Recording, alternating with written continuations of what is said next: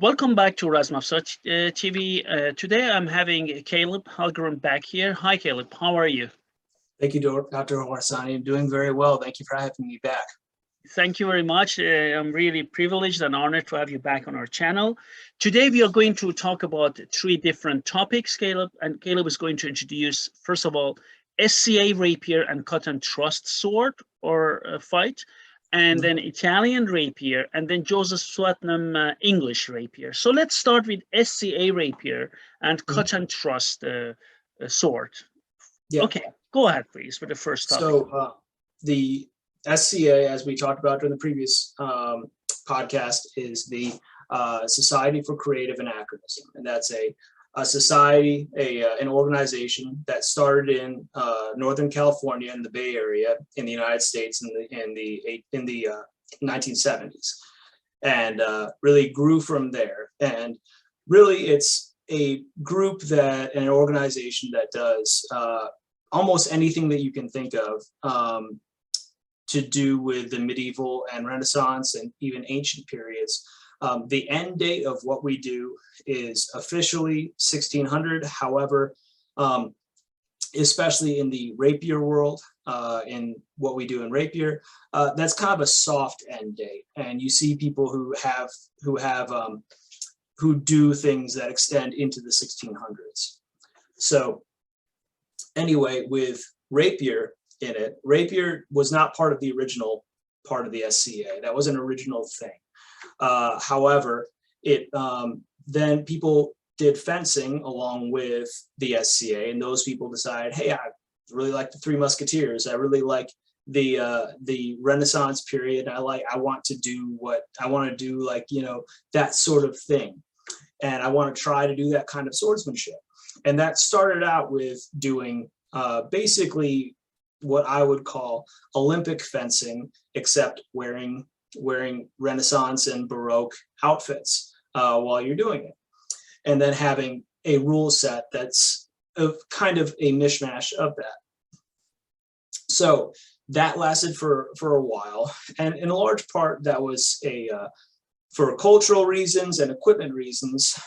It really began to become something more than that in the 1990s, when you got manufacturers who made what were then Schlager blades. They were called Schlager blades that were then adapted onto hilts that looked more like what rapiers actually looked like.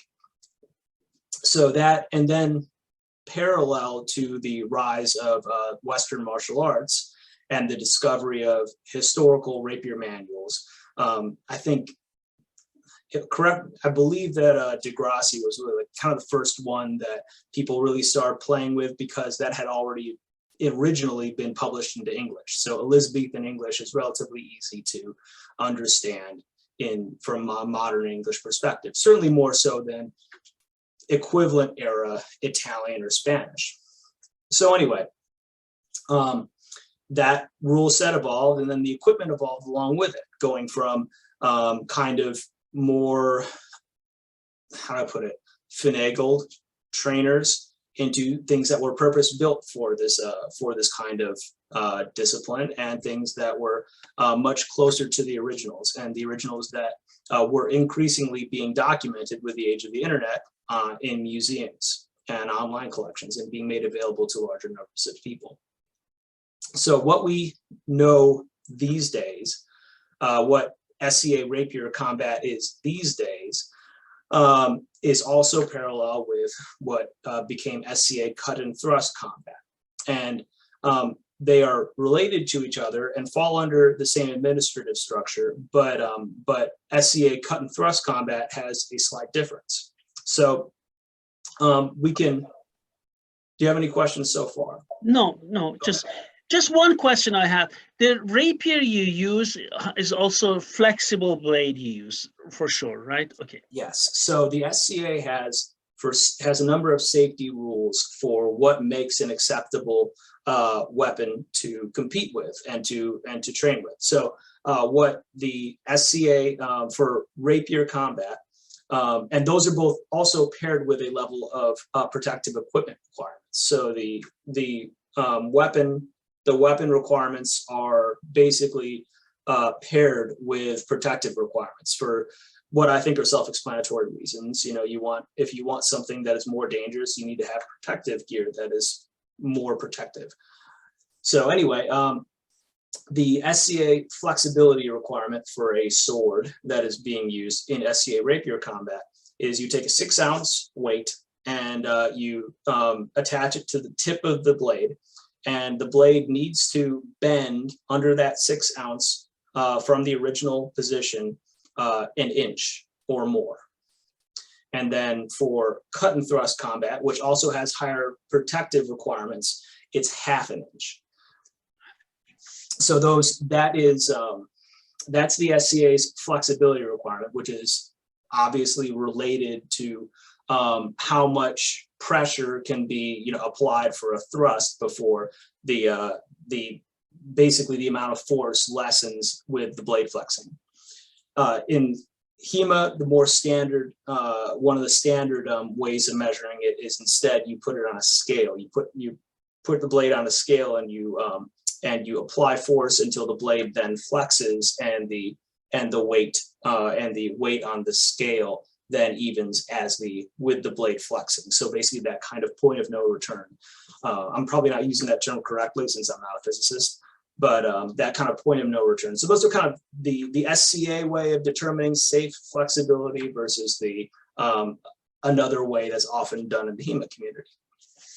So in SCA rapier combat, you use those kind of blades, you know, what are rapier blades, and rapier blades can be all over the place as far as the definition goes. In fact, it can accommodate things that are quite obviously not rapiers. So arming swords, I mean, you could use a shamshir in it as long as it meets that flexibility requirement. You can in a rapier combat? So it's called rapier. That's the tricky part, is that it's called rapier, but it doesn't necessarily require rapiers to be used in it. It just has to fit within the safety requirements of it and the dimensions. So it doesn't require, for instance, a complex hilt, which most people would squarely say is a requirement to define something as a rapier. So anyway, yeah, there's all sorts of swords that can fit in it, and I think that's accommodating of lots of different people being able to do it. And in the SCA, one important part of the SCA is that you have what's called a persona, where you basically create a character that you play as that could have feasibly lived in the time period of what happens. You know, sometimes people like to make fun of the SCA by calling it a LARP, or a live action role play, and you know, people get offended by that, you know, because they don't like the cross association. But at the same time, I mean, I don't really have any problem with calling it a LARP. It's fun.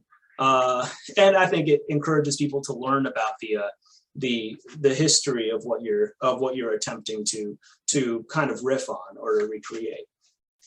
So with SCA rapier combat, under that definition, there are basically a few different ways to incur to win a fight against somebody, and it's based on a thrust, which is defined according to the rules as piercing the skin. So relatively very low requirement as far as how much pressure needs to be applied. Then there are draw cuts, which is what you call slicing. You place the blade on somebody here. I'll use this. So I would place the blade and then draw, and or pull towards myself. And that can be, it used to be a minimum length of how basically far you need to draw that edge along for somebody. Under the current society rules, the larger organization rules, that's no longer in place. But a lot of different regions do have a minimum length for that, and they used to have in the society rules, in the larger rules. And then optionally, there are things called a push cut, which is a push cut, which is the placing and then pushing instead of pulling, and a thing called tip cut, which is basically drawing the tip along the surface of you.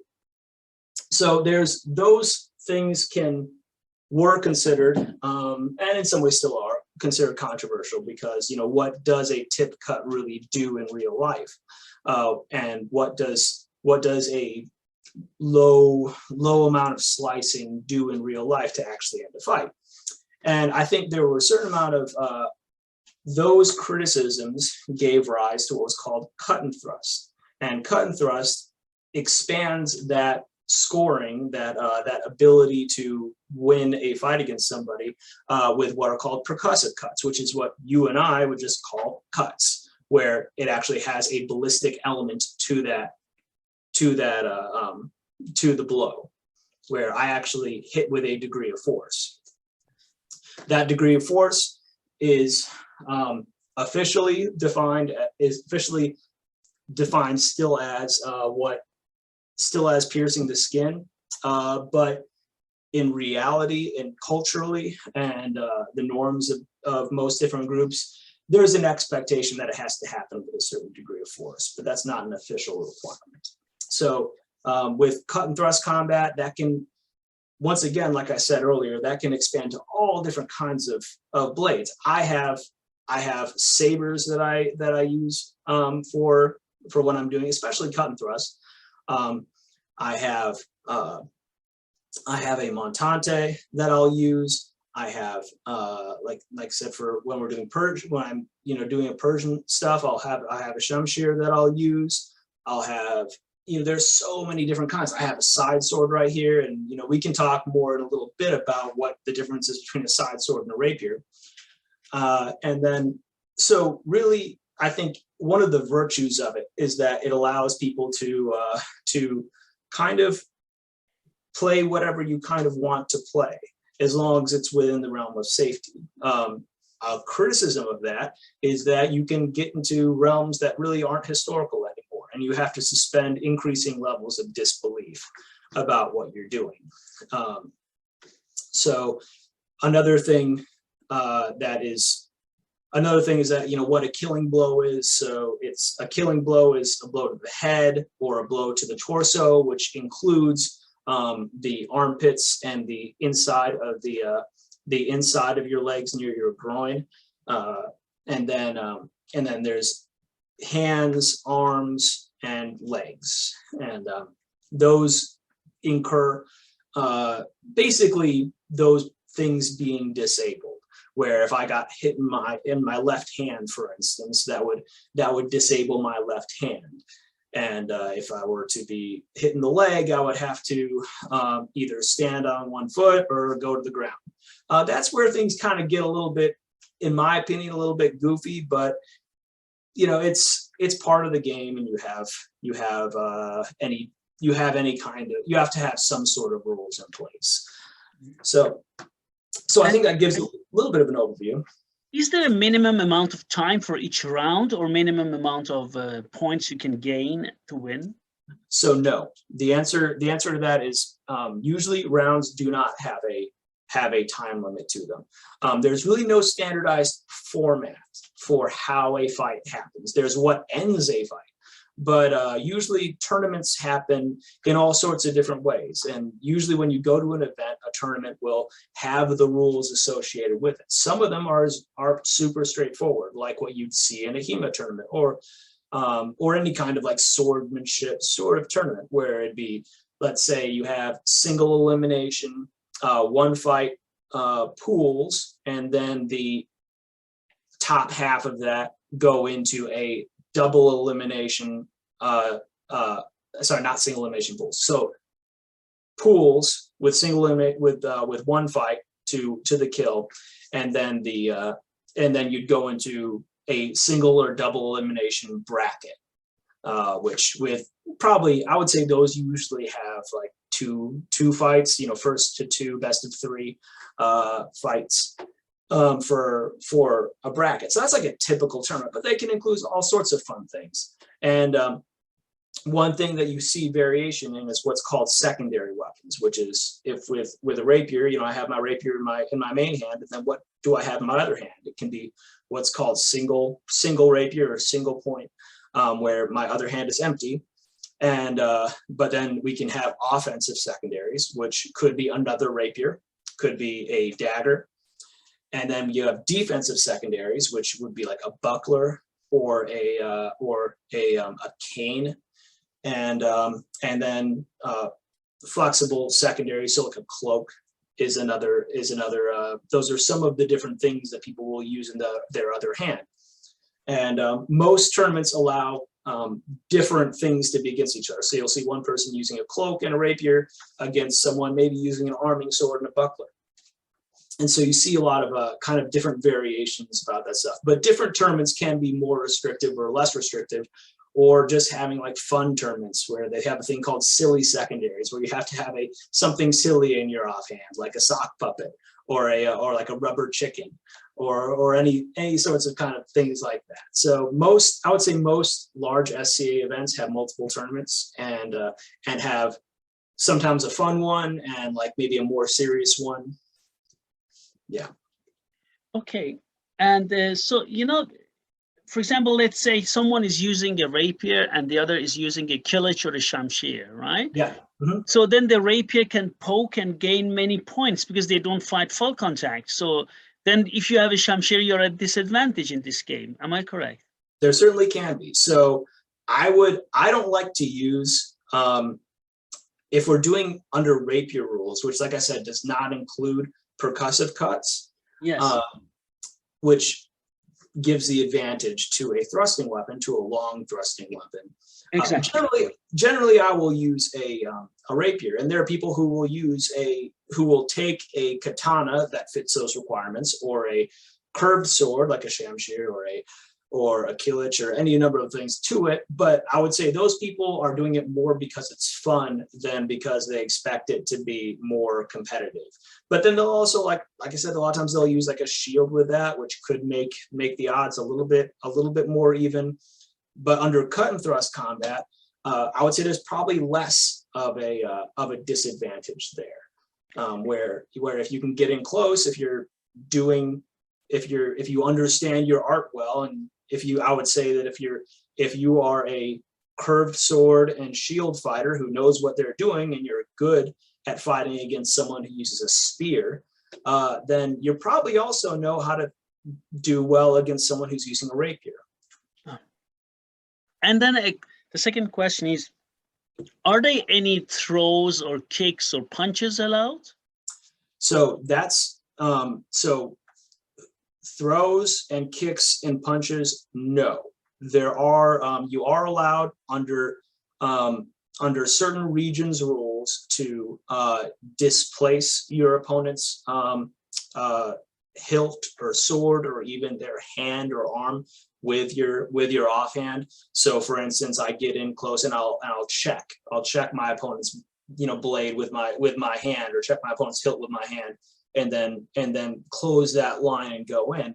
I would say that sort of thing is acceptable in most areas. There is a thing called the grappling experiment, which one thing that the SCA does to facilitate change is they have what are called official experiments, and that's where the fighting administration of a region, they're called a marshal, will endorse an experiment, a new set of rules to be allowed under certain circumstances to play around with, and then they'll collect the data on it, and maybe it'll turn into something that becomes an official rule in that region, or maybe in the society as a whole. So grappling is currently an experiment in some kingdoms in which I'm not sure if full throws to the throw are allowed, but allowing being able to actually do grabs and that sort of stuff are where you actually do more than displace your opponent's arms or hand. You actually move it and move their body. That's a lot. I don't know that much about the grappling experiment.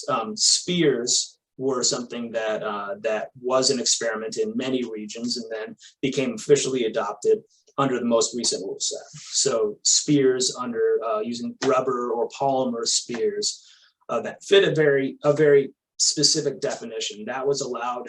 That became part of the society rules, the organizational rules recently. How does SCA differ between a rapier and a cut and thrust sword? I think it's extremely hard to make such a distinction, right? Oh yeah, absolutely. And most of if something is good for rapier, it's generally good for cut and thrust, but not necessarily vice versa, because cut and thrust allows for a more rigid sword than rapier does, because of that basically half an inch of deflection versus a full inch of deflection with that 6-ounce weight at the tip.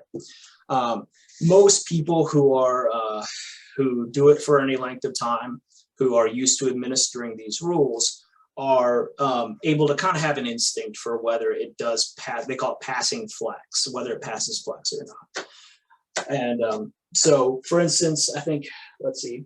So this is a cut and thrust side sword, very typical of what someone would see in Bolognese, stuff like doing Marazzo or Manciolino. This actually does pass flex for both. It's pretty easy to just, that doesn't require much at all. I wouldn't even call that borderline for both. But then you get things that, like I said, are stiffer, and yeah. So it's generally, like I said, generally speaking, if it's allowed for rapier, it's probably going to be allowed for cut and thrust, but not necessarily the other way around. And cut and thrust has a smaller community, and it requires more protection, specifically in the hand and wrist area. You have to have actually rigid protection for your hand and wrist. And you have to have different, usually elbow protection and or knee protection. You have to have a more protective throat and collar protection, and you also have to have back of the head protection, rigid back of the head protection on your fencing mask. But this is still, we are just talking about unarmored combat. We are not talking about armored combat yet, right? Yeah, so there is a variation of the rules which I wouldn't even call it the rules. It's the rules acknowledge that certain tournaments can have a rule set called armor as worn, where I can run a tournament, for instance, in my region that says, hey, if you bring a breastplate, and you can have that as part of your armor, and depending on how I'm defining it, I could say if it's a steel or if it's a steel breastplate, then that is, nothing can cut or thrust through that within the range of the rules. Or you can say if someone has like light chainmail, then something can't cut through it, but you can thrust through it. Or if someone has like leather, you can cut through it and you can thrust through it, but you can't do a draw cut for it. You can't slice it. So the rules accommodate it, but they don't define it.